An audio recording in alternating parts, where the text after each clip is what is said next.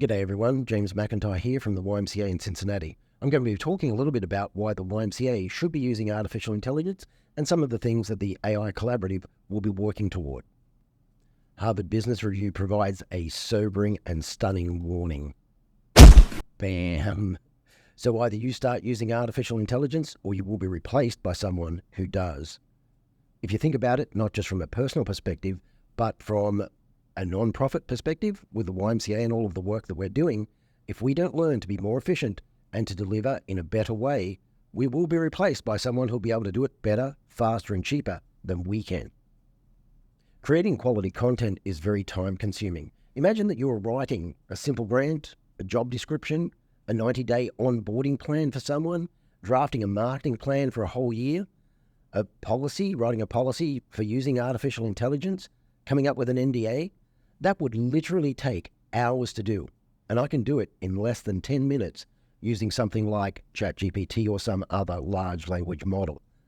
We can really bring about a lot of efficiencies. The only problem is you can't necessarily trust everything that it comes out with. Sometimes it's just perfect, sometimes it needs a little tweaking.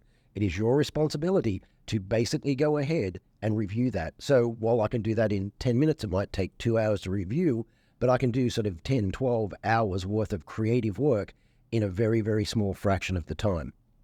All of this work can take away from other important tasks. So by becoming an editor instead of a creator, you save a lot of time, and with that extra time, you have to say, what do I want to do with it? Do I want to spend that time with members or staff, or to tackle tasks that would otherwise go undone? There are some necessary conversations that we need to have. The front desk is always hopping and doing different things, and it's not just the front desk, but the way we interact with our members, the way that each person does their job. Some people have got a few best practices down, but a lot of people don't understand what the best practices truly are. We've tried from time to time to be able to have conversations about this, but we haven't had as many conversations as we need, and when we all come together, one person's got one opinion, another's got another, and we really don't generate best practices and share them with everybody. So some of these practices we've got, they're just poorly documented or even not documented at all, which leads to a very inconsistent experience for a front desk staff who is going between different branches, or worse, for a member who goes to different branches and gets a very different experience, or they go between associations and say, this Y is not like that other Y at all. So what we're trying to do is, if we bring the artificial intelligence into this and start training the AI, we will notice and develop best practices. We will build consistency, which will allow us to better serve our staff, members, youth, and our communities. Imagine this: best practices codified, available to anyone. All artificial intelligence needs data, which is why data governance is so important. There's an old adage in software development: you put garbage in, you get garbage out. And it's the exact same thing if you're trying to interact with an artificial intelligence. So to ensure that your interaction is as effective as it can possibly be, you need to get the data, clean it up, curate it, and then give it to the artificial intelligence. But there's a little bit of a danger there. Sometimes there's things that come into email and you should not be clicking on that. Don't click that link. By the same token, there's certain stuff that you shouldn't be uploading. Basic rule of thumb: if it's got a proper noun in there, don't upload it. If you don't want it on the front page of the Wall Street Journal, don't put it into an AI. Let me get very specific about stratifying our data. There's the crown jewels, then there's private data, and then there's the public data. So the crown jewels, things like social security number, HIPAA, credit card numbers, personally identifiable information, that should not go in there. Private data, membership information, financial information, health records, employee data, donation records, legal documents, list of passwords and login credentials, that shouldn't be there either. Some people might push back and say, well, finances are sort of publicly available. Well, that's perfectly fine. So the public data for program information, operational updates, educational content, annual reports, all of that stuff is stuff that you should put in there. If you do need to do something and you with some of the other data, and you can sort of anonymize it, then it's probably okay to put that in there as well. So, but right now, every person who uses email needs to be taught, do not click on those phishing emails. By the same token, every single person, before they put anything into an artificial intelligence, they need to think about, where does it fall in the stratification of data? Is it the crown jewels, or private, or public information? By learning to think carefully about that data today, and if you're not going to use in artificial intelligence, right now you should be thinking about those different levels of data so that you don't get into trouble when you start using it in the future. Some people have tried using a chatbot, an AI chatbot, and they've just gotten frustrated and left it. And it's basically a lot of times because they're using it as a search engine and they haven't learned to speak the language, the new language of chatting with an artificial intelligence.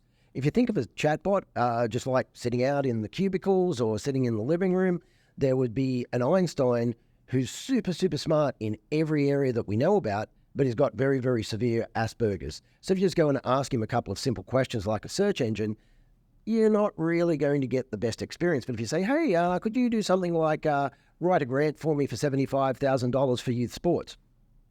And you'd be very specific, you'll be amazed at how rapidly that information can come about and how much it can help you. So AI chatbots are really, really smart helpers. So to use them well, you need some special training. That's one of the things which we're doing in the AI Collaborative, is teaching people how to talk with a chatbot. So what's the best way to ask the chatbot the right question so that you get the answer that you want? And it's just like if you had an intern and you say, hey, I'd like you to do this. And they come back and say, well, that's not what I wanted. Can you go do that again?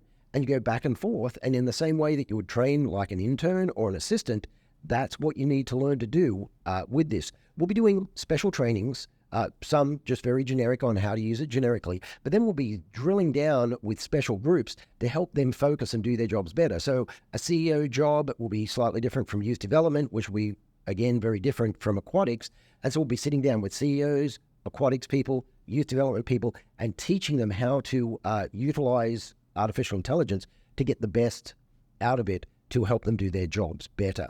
We'll also be doing it on different functions. So we'll be talking with certain groups just about security, just about data, just about policy. And there's a lot of interesting stuff there in policy as well. And so everyone can learn to use the chatbots very effectively. So with this smart Einstein who's got Asperger's, you need to learn how to ask him the right question in the right way to get exactly what you want. And here's the beautiful part. The only limitation is your imagination. The YMCA has a really rich history of innovation and being a thought leader.